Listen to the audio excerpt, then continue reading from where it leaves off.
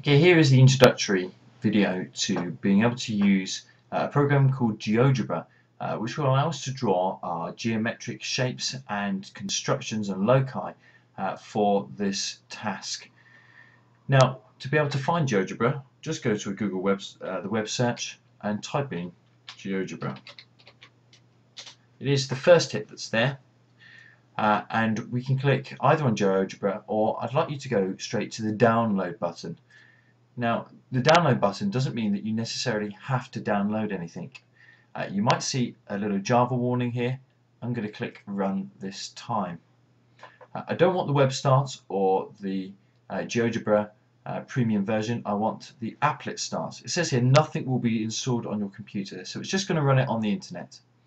So I click applet start. Again, if you get the Java blocker there, just click Run this time, and it starts to load, and you get what looks like a very basic graph.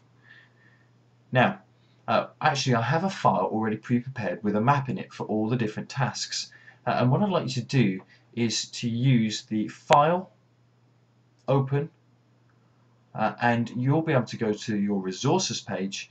I've got this at the moment saved on my desktop, and I'll find my map challenge file. You can see the little preview there, and open.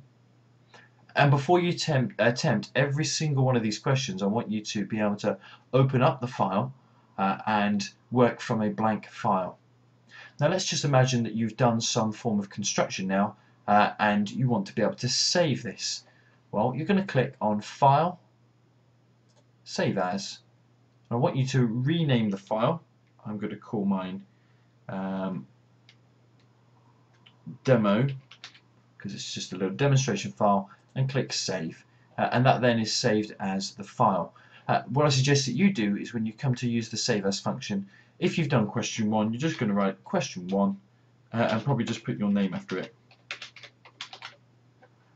That way you've got a clear record of your constructions for each of your questions. And what you'll be able to do is refer back to those if you need to remember any of the techniques that you've used when it comes to you using this alone. One other useful skill that's to know in Geogebra, we have all our main menus up here, we have all our different tools here, but sometimes this window is a little bit small to be working in, and as I'll show you again in another video, if you want to make this window a little bit bigger, come to the side where you've got this big black cross and then double click on your left mouse button, and you'll see that this then loads up an individual window which is much easier to use, and I suggest you do that each time.